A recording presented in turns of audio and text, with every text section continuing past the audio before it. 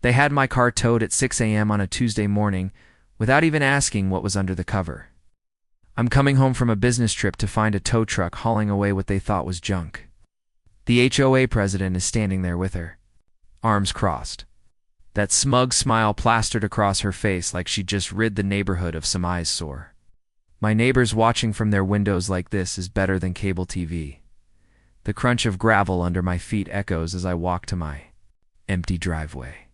That's when I catch the scent of diesel fumes, mixing with their expensive landscaping and the thick smell of their own arrogance. See, they assumed they knew what was under that cover. They were wrong, dead wrong, about the car, about me, and especially about who really owns this place. What would you do if your neighbors made that assumption about you? Drop a comment below. Where are you watching from? And have you ever dealt with an HOA from hell? Let me back up and tell you how. I ended up in this mess. My name is Marcus. I'm 48 and 6 months ago I was going through the ugliest divorce you can imagine. 20 years of marriage down the drain, and my ex-wife got the McMansion. Half my retirement in custody of our 2 teenagers who barely looked at me anymore. So there. I was starting over in my late 40s. I needed something smaller, something that felt like home instead of a monument to my failures. That's when I found this corner townhouse in Willowbrook Estates. 847 homes, $800K to $2.3 million. The kind of place where everyone drives German cars and the grass is so perfect it looks fake. The smell of fresh mulch hits you the moment you drive through those gates. You can hear the distant hum of leaf blowers and the occasional yap of some designer dog that costs more than most people's cars. But what really sold me? The 3-car garage. See, I had inherited something that needed proper protection. My Uncle Raymond had passed away the year before, leaving me his pride and joy, a 1967 Ferrari 275 GTB. Now, Uncle Raymond was what you'd call eccentric. He was a brilliant businessman, but kept his cards close to his chest. He'd always tell me, Marcus, real value hides in plain sight. Most people see what they expect to see, not what's actually there. It turns out Uncle Raymond had a lot more secrets than just that car. The Ferrari looked rough, faded paint, worn interior. But underneath was a numbers-matching museum-quality classic with maintenance records going back 30 years. I covered it with a standard gray tarp while researching restoration shops. Made nothing suspicious, just protecting it from dust. That's when I met Diane Blackwell. Picture the most stereotypical HOA president you can imagine. Then had a BMW X7 workout clothes she never sweats in and a smile that could cut glass. 52 years old, married to Craig from pharmaceutical sales. 2 private school kids because public education just isn't what it used to be. Diane's been HOA precedent for 3 consecutive terms. In my experience, people who cling to small power usually do it because they can't handle anything bigger. Day 3 after moving in, knock on my door. There's Diane with that fake sweet smile. Welcome to the neighborhood. I was wondering about that vehicle situation in your driveway. I explain it's a classic car temporarily covered. Her smile tightens like a wire. Ma'am, well, we have standards here in Willowbrook. Have you reviewed the covenants? She hands me this unofficial violation notice. Nothing legal but threatening. Enough. The cheap paper felt like sandpaper between my fingers, and I could smell her overpowering perfume mixing with what I swear was the scent of her own arrogance. That evening, I read every word of those HOA documents. Here's the thing. Specific ban on covered vehicles under 30 days. Diane was fishing, testing if I'd roll over like her previous targets. But she wasn't done. That same night, she starts a neighborhood text chain. New guy thinks rules don't apply to him. Within a week, I'm getting the suburban freeze-out treatment. Conversations stop when I approach, cold shoulders at mailboxes. The works. The sound of whispered conversations that died when I walked by became my new soundtrack. I realized this wasn't about my car. This was about Diane establishing dominance over the outsider. Here's what I didn't know yet. Uncle Raymond hadn't just left me a Ferrari. He'd left me something much, much bigger. Something that would turn Diane's little power game completely upside down. But first, she was about to escalate this fight in ways that would make her regret ever knocking on my door. Because in Willowbrook Estates, things weren't quite what they seemed. And Diane Blackwell was about to learn that assumptions can be very, very expensive. Diane wasn't the type to back down from a challenge. 2 weeks after our little doorstep chat, I get a certified letter in the mail. Emergency HOA board meeting, 48-hour notice regarding community aesthetic concerns. The meeting location, Diane's house. I've been in enough corporate boardrooms to recognize a power play. Neutral ground exists for a reason, but Diane wanted home field advantage. She was betting I'd be intimidated walking into her territory. The night of the meeting, I pull up to her house. One of those cookie-cutter colonials that screams peaked in high school. The smell of vanilla candles hits you from the driveway, so overwhelming you'd think she was trying to cover up something rotten. Craig answers the door. Beer already in. Hand at 7:00 p.m. classy? Inside, she's got this whole kangaroo court set up. 4 board members behind her kitchen island, like they're the Supreme Court. One lonely chair facing them for me. The sound of my footsteps echoes off those granite countertops as I sit down, and I can hear Craig lurking somewhere behind me, probably practicing his supportive husband routine. Marcus, Diane begins sliding a manila folder across the counter, like she's revealing classified intel. We've received multiple complaints about your situation. She opens it with theatrical flair. Ring doorbell screenshots, printed neighbor emails, and what looks like a property value study she clearly Googled 10 minutes before I arrived. Property values are at risk, she declares. Children are asking uncomfortable questions. We have standards. In Willowbrook. I'm listening to this performance, and honestly, I have to admire the audacity. She's turned my Ferrari into a neighborhood menace. But here's the thing about bullies. They assume everyone's as unprepared as their usual victims. I reach into my briefcase and pull out my own folder. Inside, every page of the Willowbrook HOA covenants, highlighted, annotated, and cross-referenced. The crisp sound of legal documents hitting granite fills that vanilla-poisoned kitchen. Show me the specific violation, Diane. She blinks. Other board members start shifting like kids who didn't study for the test. It's about community standards. I understand standards. That's why I read the actual legal documents. I flip to section 4.27. Covered vehicles allowed up to 30 days without board approval. Section 6.1.3 requires written notification before violation proceedings. Where's mine? Here's a knowledge nugget for you. Most HOA disputes happen because residents don't actually read their covenants. The documents you signed at closing contain specific procedures that boards must follow, and most don't. Janet, one of the board members, clears her throat. Maybe we should table this pending legal review. Diane's face cycles through 5 shades of red. Her intimidation session just became a civics lesson, and she's not the teacher. Fine, she says through gritted teeth. Tabled pending further investigation. I pack up, thank everyone, and leave. Victory, right? Wrong.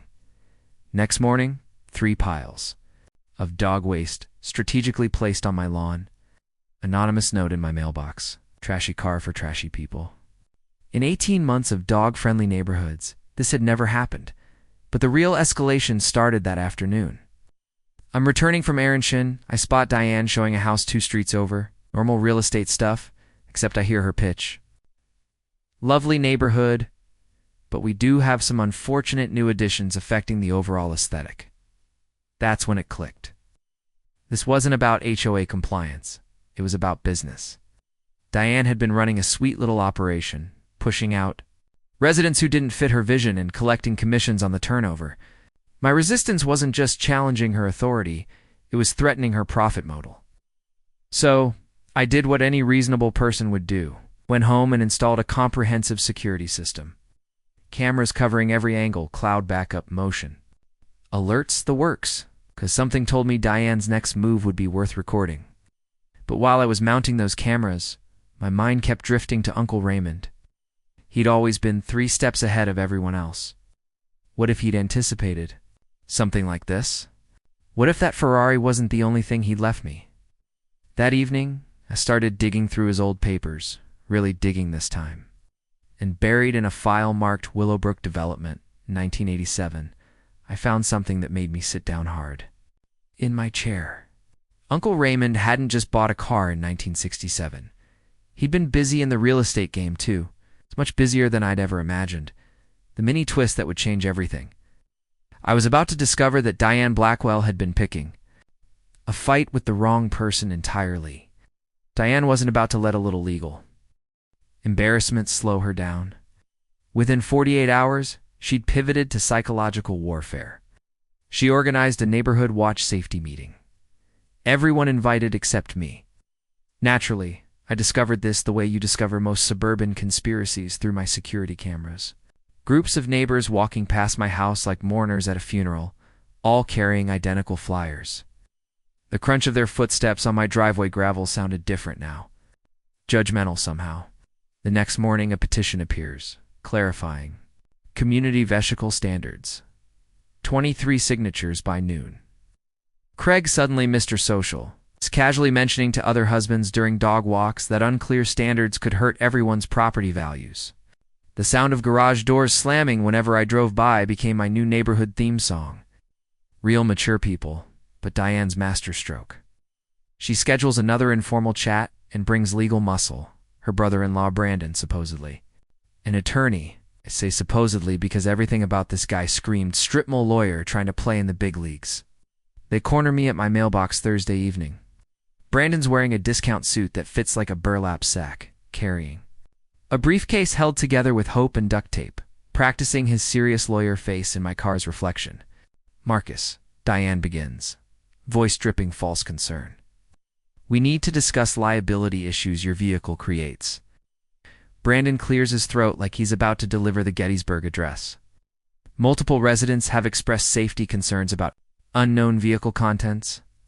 Potential homeowners' insurance implications could affect the entire community. The smell of his drugstore cologne mixing with Dion's desperation was nauseating. Behind us, neighbor kids were laughing in backyards, their innocence a sharp contrast to this legal theater at my curb.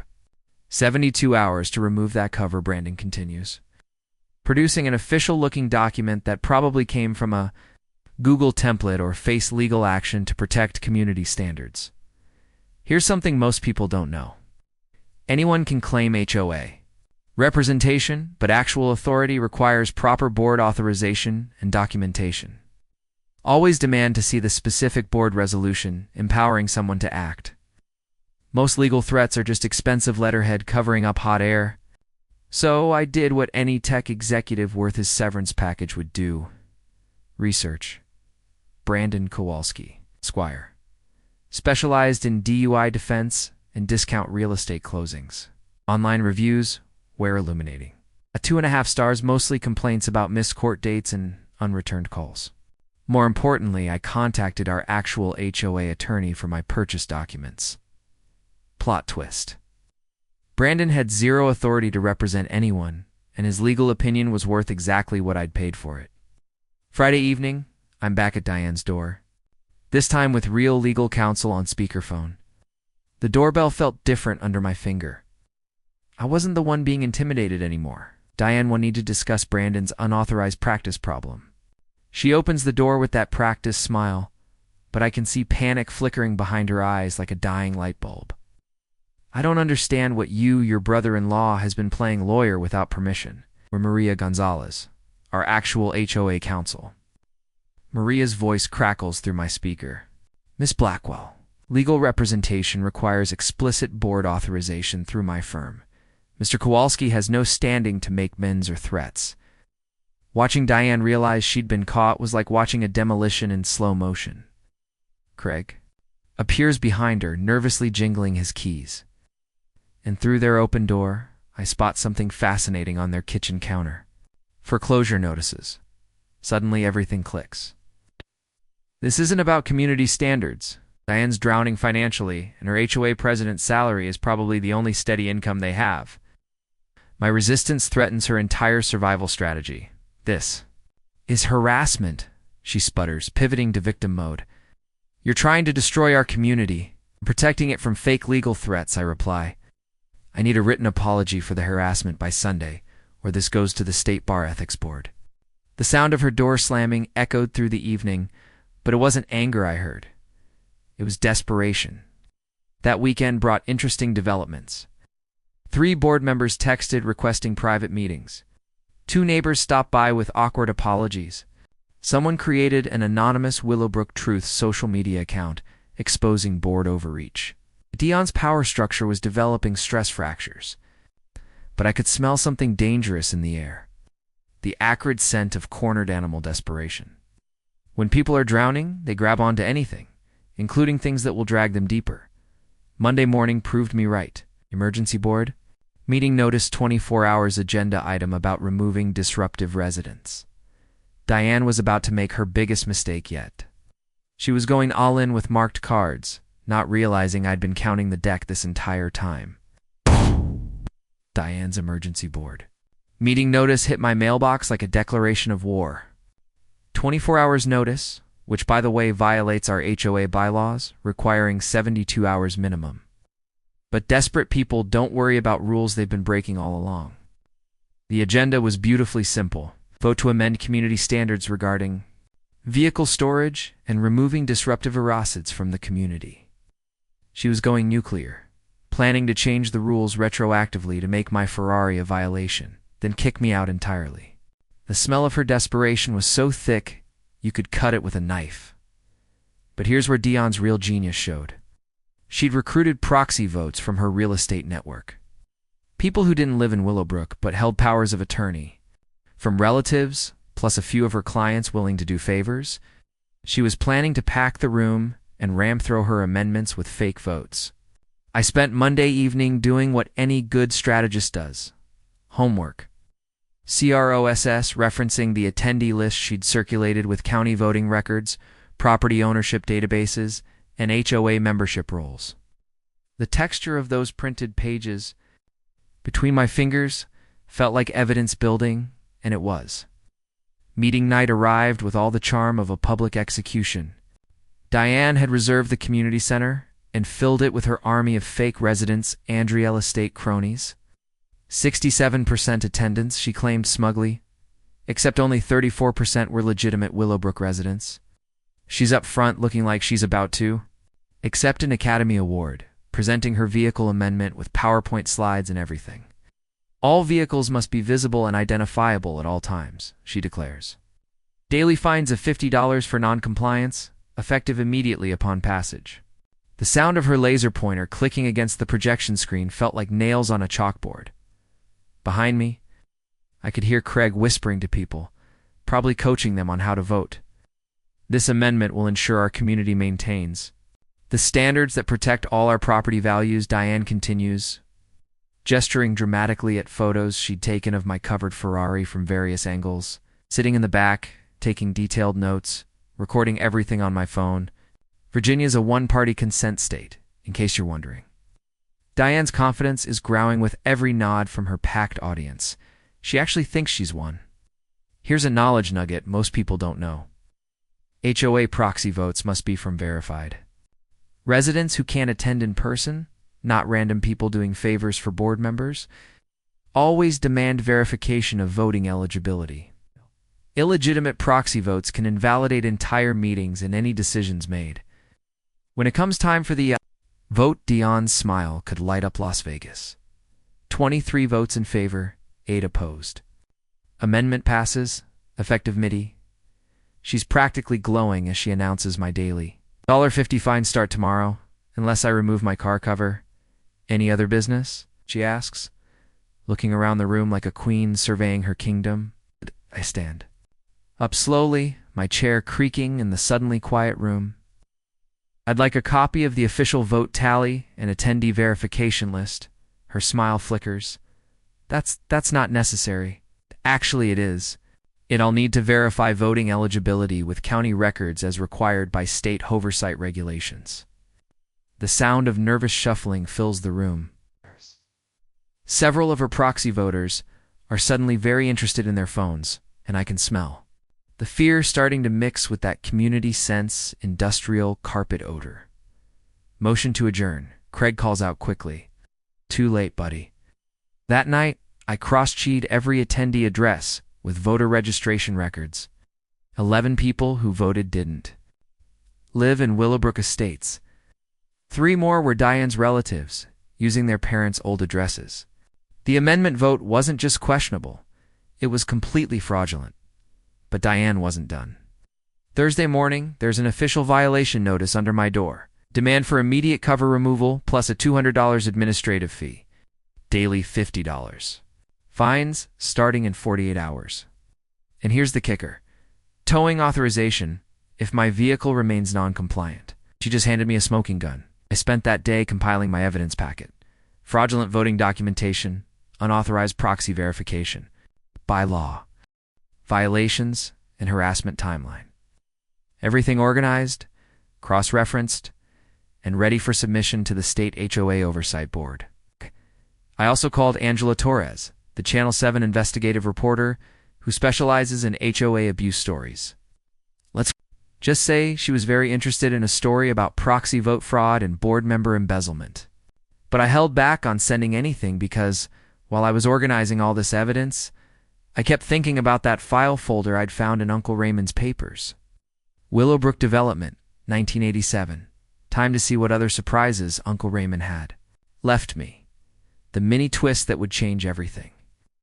I was about to discover that Diane hadn't just been harassing a random neighbor. She'd been picking a fight with someone who had a lot more power in this community than she could ever imagine. That Friday night, I finally opened Uncle Raymond's Willowbrook Development. 1987 folder, with a glass of bourbon and my reading glasses. What I found inside made me set down that glass very carefully and read of everything twice.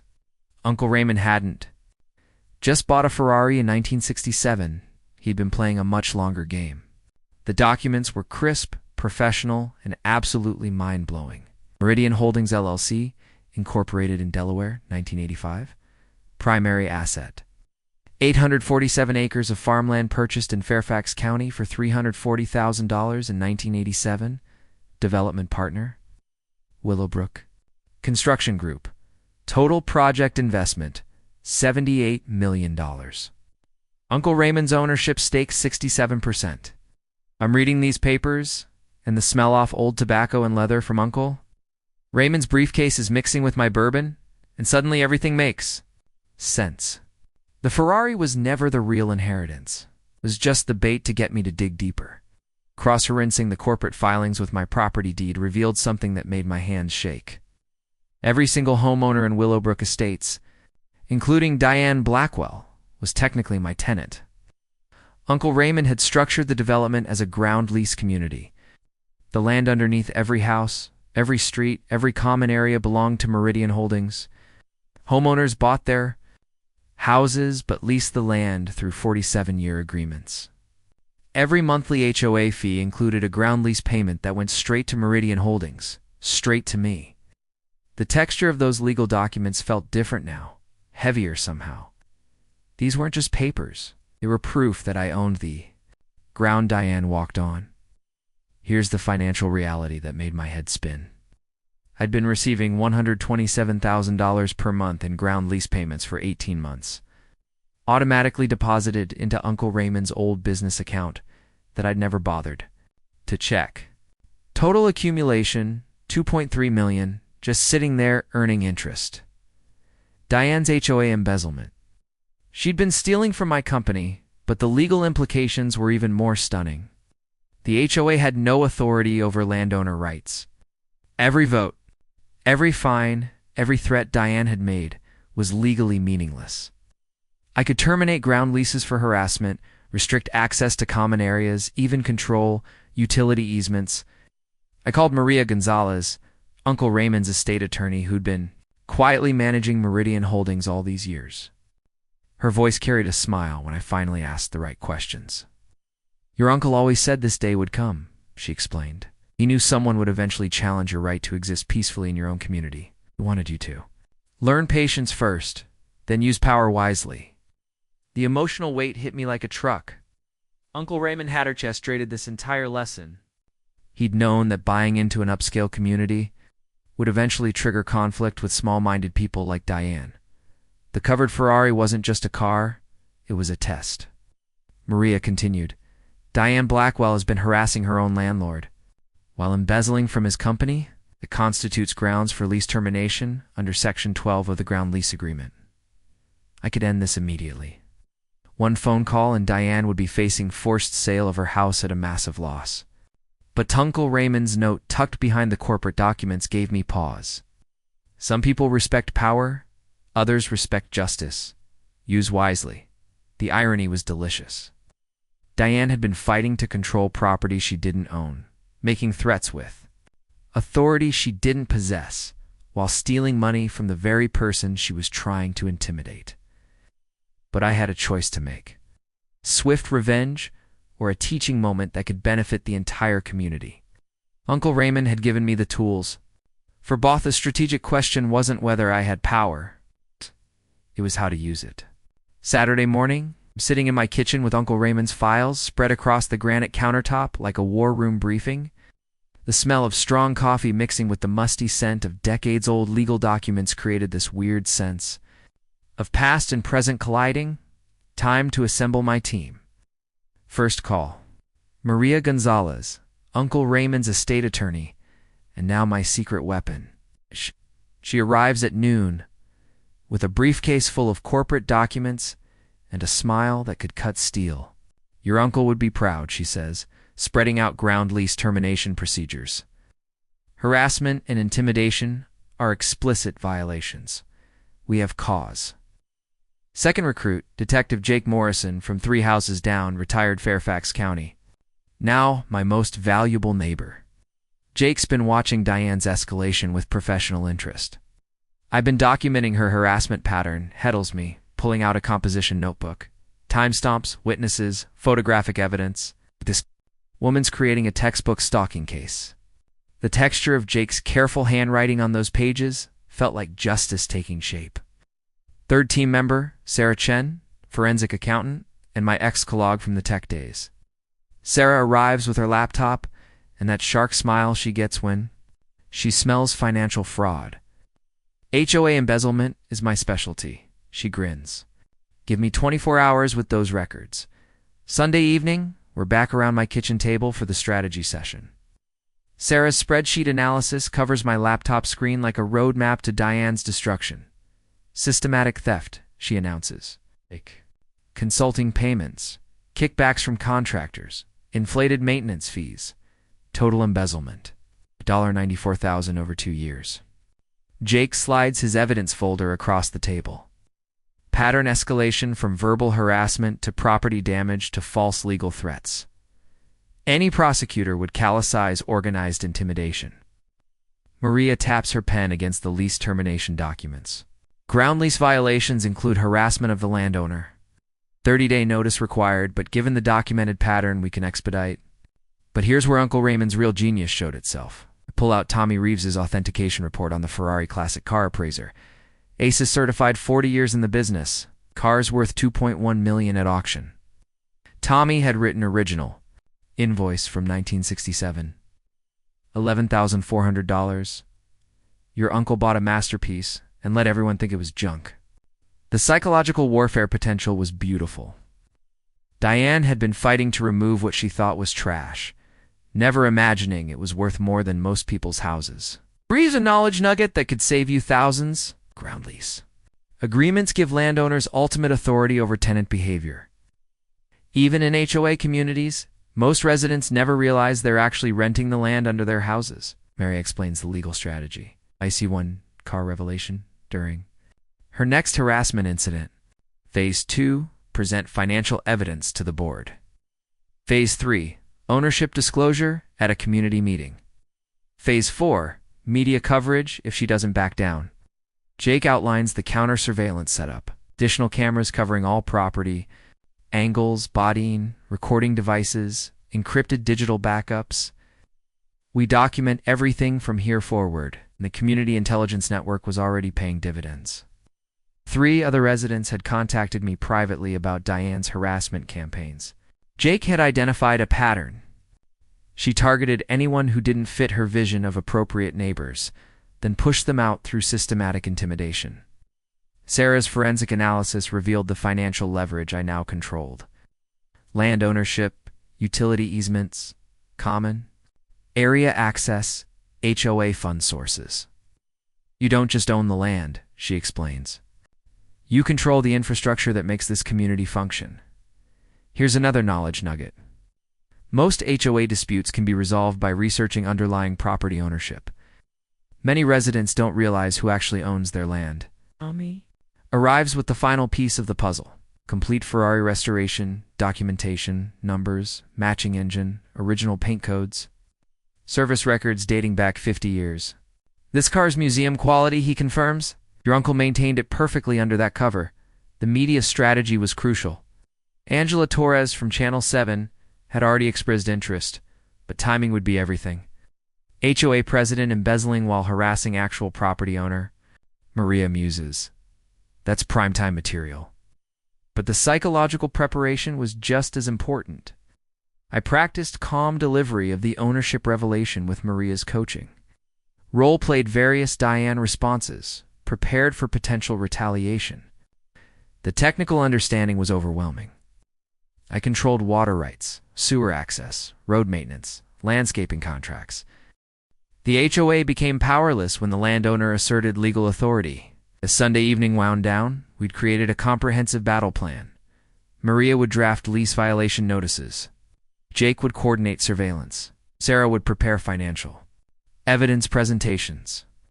Tommy would stage the Ferrari authentication reveal. The sound of paper shuffling as we organized everything felt like destiny taking shape. Uncle Raymond had left me more than inheritance. He'd left me the tools to teach an entire community about respect, justice, and the consequences of assumptions. Phase 1 would start with Dion's next move. And knowing Diane, that wouldn't take long. Anne's desperation reached peak stupidity at 5:47 a.m. Tuesday morning. I'm awakened by the rumble of a diesel engine and the hydraulic whine of a tow truck backing into my driveway. Through my bedroom window, I watch her directing the operation like some suburban Napoleon. Craig filming everything on his phone for documentation. The tow operator, big guy, probably seen every kind of car drama imaginable, approaches my covered Ferrari with professional caution.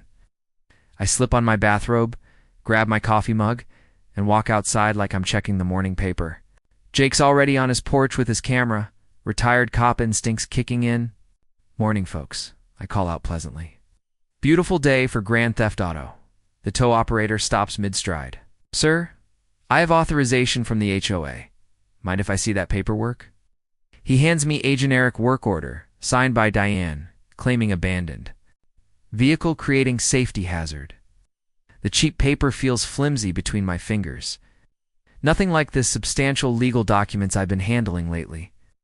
Diane emerges from Craig's BMW like a conquering hero, clipboard raised like a weapon. Finally, enforcing community standards, Marcus. Her voice carries that shrill edge of someone who thinks they're winning. Daily fines total, $350 now, plus towing fees. Should have listened.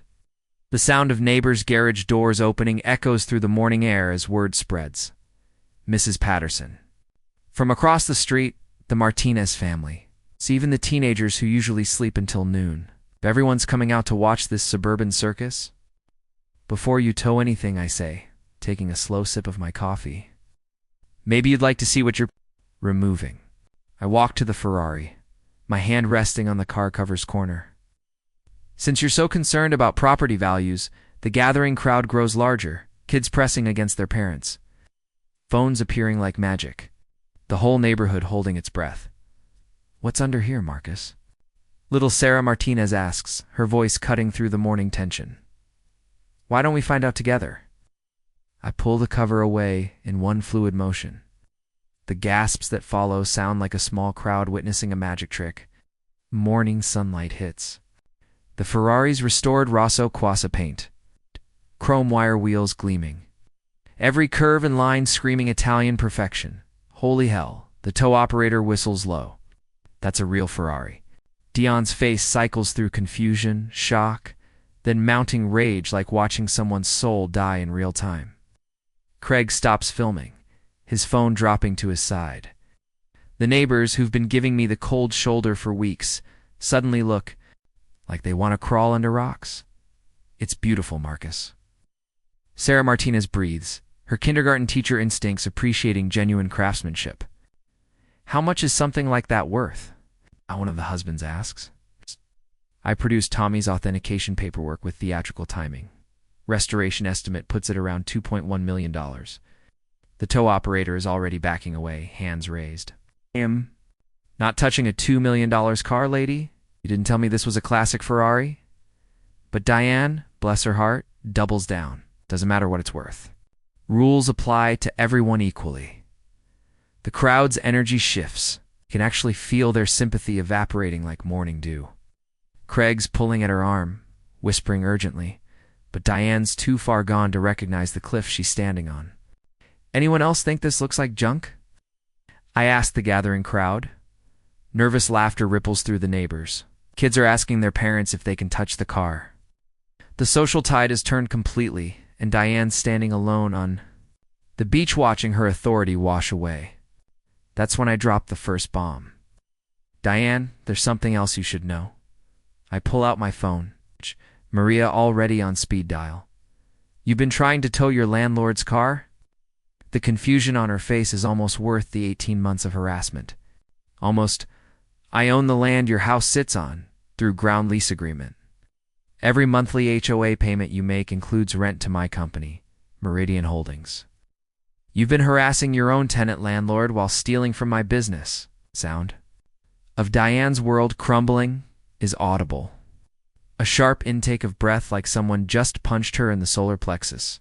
Craig goes pale, finally understanding the financial implications. The crowd murmurs among themselves. Cell phones out. Google search is happening in real time. That's impossible, she whispers. I show her Uncle Raymond's corporate documents. Officially. Notarized, completely legitimate. 67% ownership of the land under this entire community. Your embezzlement scheme? You've been stealing from me. The tow truck is already pulling away without the Ferrari. Neighbors are approaching to apologize, to examine the car, to distance themselves from Dion's sinking ship. Ow. Social media is exploding. Jake's video already posted the Willowbrook Truth account sharing real-time updates. Ow. But I can smell something dangerous in the air. Grid. Scent of a cornered animal about to do something spectacularly stupid. Dion's nuclear meltdown arrived. That same evening, with all the subtlety of a car bomb, emergency board meeting notice posted on every door by 6 p.m. agenda items, that will make Stalin blush, removing fraudulent residents from community and legal action against disruptive elements threatening property values. She'd gone full scorched earth, claiming I'd deceived the community about my financial status and manipulated property records through criminal fraud. The smell of her desperation was so thick, you could bottle it and sell it as anxiety cologne. But here's where Diane's real evil genius showed. She wasn't just planning to kick me out. She was going to destroy my reputation first. Her real estate network became a gossip machine, spreading stories about con artists with stolen cars and probable criminal money. The Whisper campaign painted me as everything from a drug dealer to a tax evader. Meanwhile, Sarah's forensic accounting had uncovered the brutal truth about Dion's finances. 3 months behind on mortgage payments, foreclosure proceedings already filed. Real estate business circling the drain thanks to market downturn. This wasn't about hoe compliance anymore. This was about survival. Wednesday evening's emergency meeting felt like walking into an ambush. Diane had reserved the community center and packed it with her usual suspects. Craig looking like he'd rather be anywhere else. Brandon, the fake lawyer, sweating through his polyester suit, and 2 remaining board loyalists who still believed her propaganda. The smell of industrial carpet mixed with fear and cheap coffee created this nauseating atmosphere of suburban warfare, Angela. Torres from Channel 7 was coincidentally in the parking lot with her news crew, tipped off by someone who definitely wasn't me. Diane opens with a prepared speech that would make McCarthy proud. Ladies and gentlemen, we've been infiltrated by someone who deliberately misled us about his identity and intentions. She's got PowerPoint slides now, photos of my Ferrari screenshots, of property records, even a timeline of my deceptive behavior. The sound of her laser pointer clicking against that projection screen feels like a countdown to her own destruction.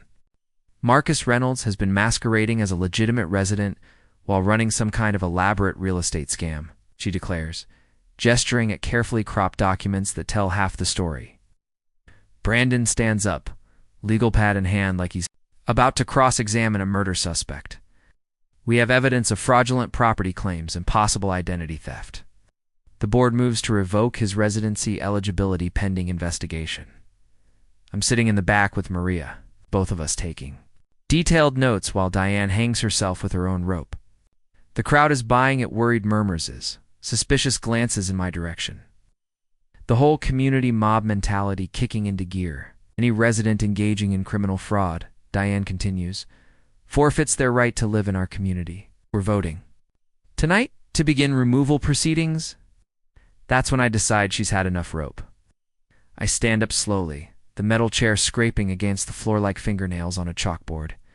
Diane, before you call the police on your landlord, maybe you should see the complete financial records. Maria opens her briefcase with theatrical precision, pulling out Sarah's forensic analysis. The rustle of official documents cuts through. The room's tensioned like a knife through butter. Ladies and gentlemen, I address the crowd. I'd like to present evidence of systematic embezzlement by your HOA president. The PowerPoint slides change Sarah's spreadsheets, replacing Diane's propaganda. Fake consulting payments, inflated maintenance contracts, kickback arrangements, all documented with bank records and corporate filings. $94,000 stolen over 2 years.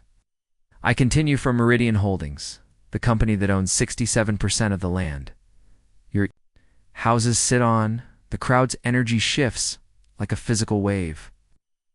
Diane's face goes through about 17 shades of pale as the financial evidence destroys her credibility in real time. That's when Brandon makes his fatal mistake. This is all fabricated. Marcus Reynolds doesn't own anything in this community. Maria stands up, introducing herself with quiet authority. Maria Gonzalez, State Attorney for Meridian Holdings, LLC.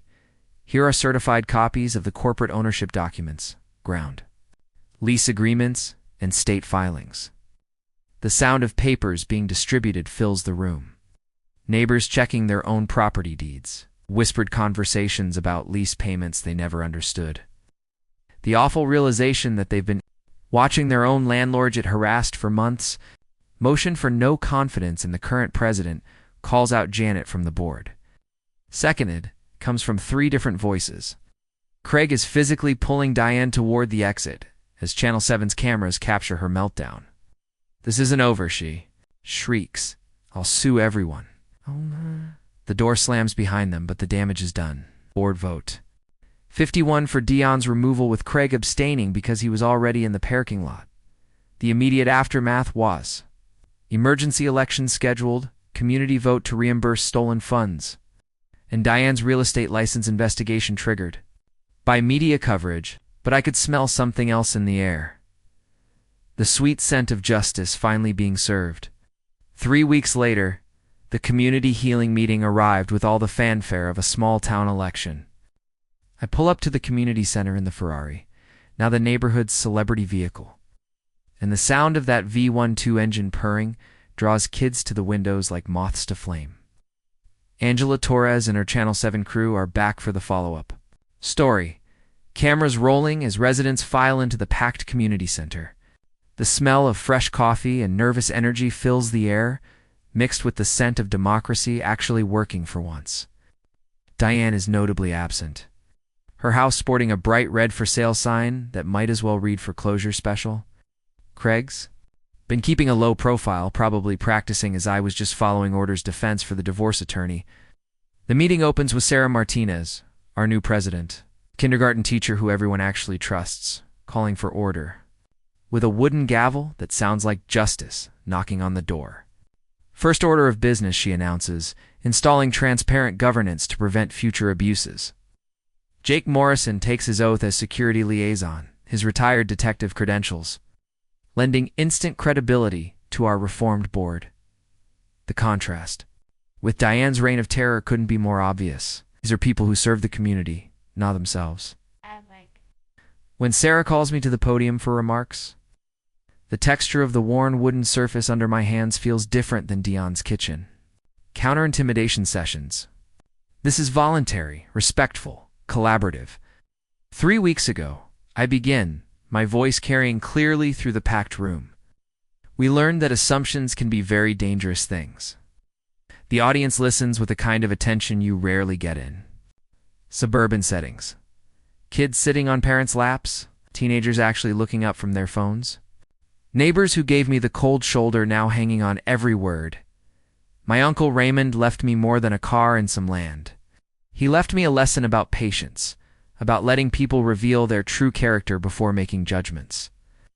I pause, looking around the room at faces that have gone from suspicious to apologetic to genuinely interested in building something better.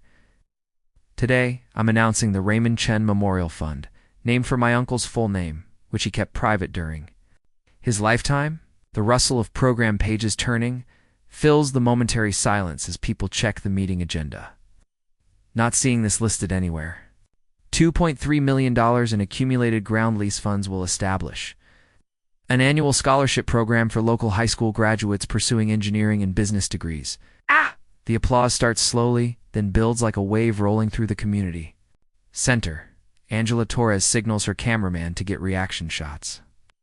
This is the kind of positive ending that makes for good television.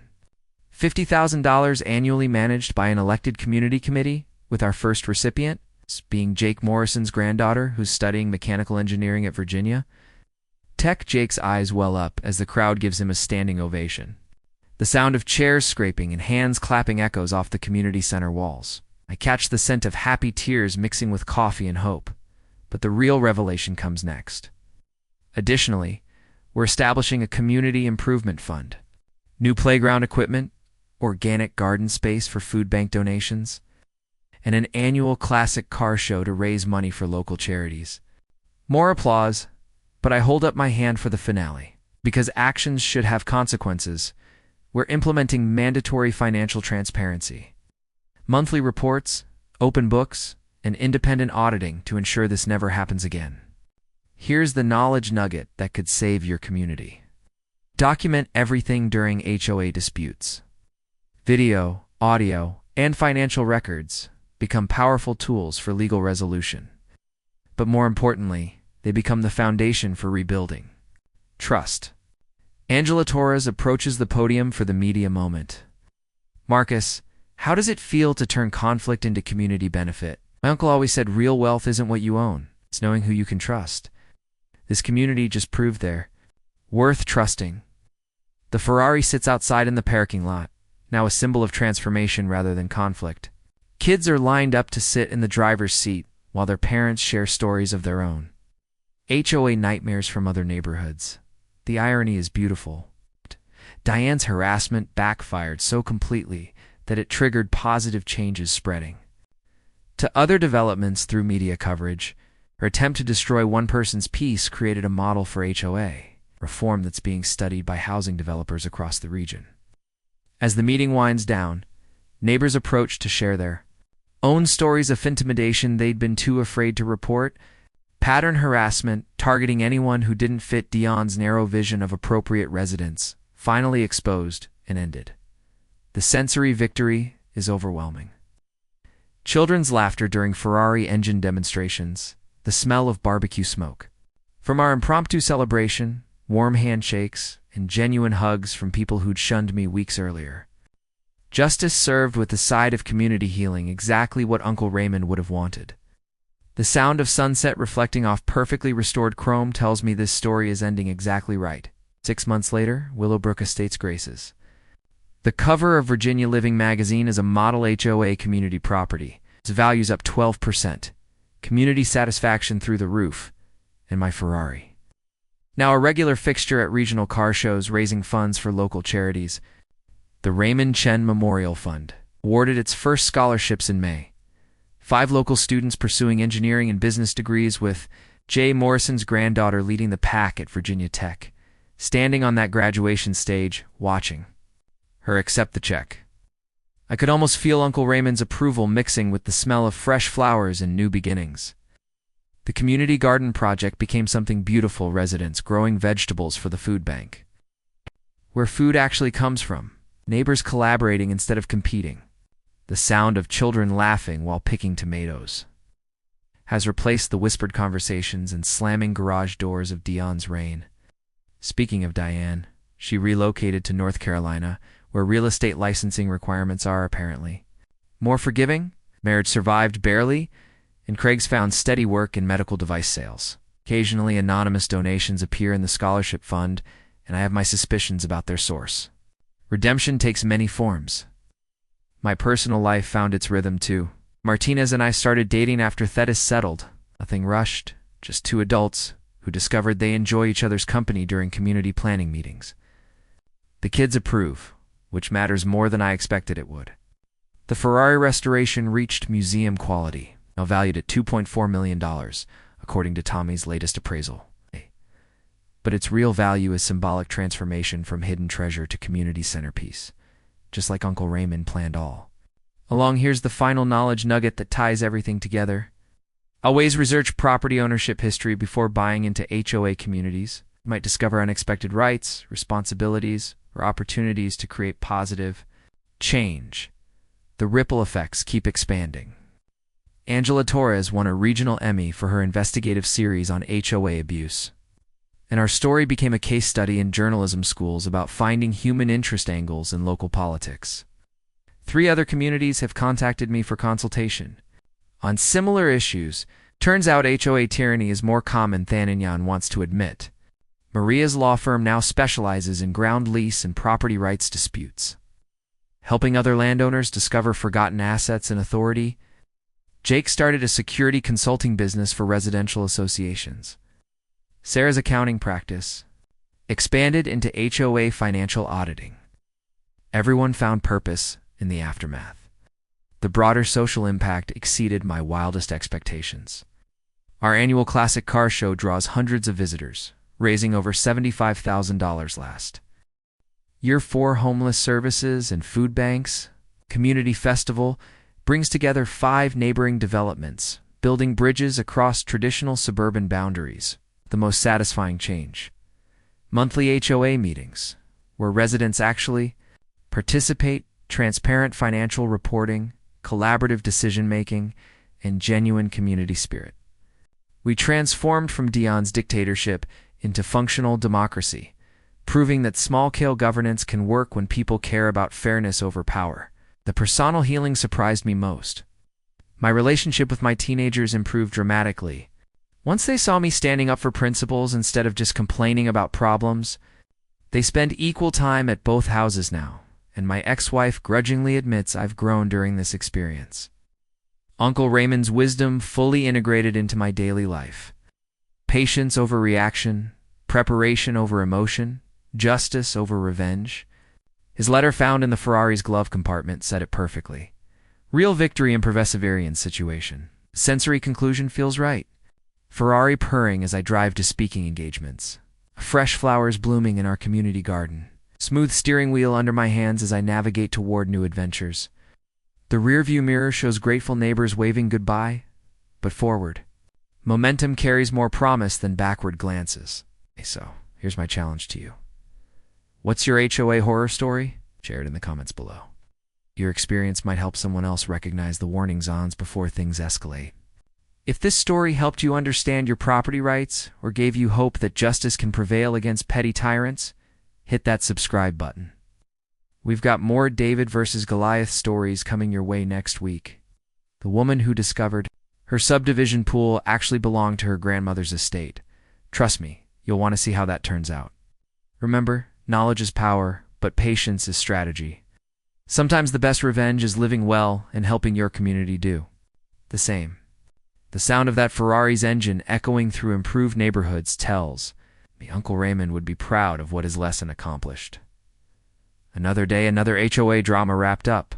If this story made you shake your head or fist pump in victory, smash that like button, share your own HOA experience below, and subscribe so you'll never miss another battle in the BBS.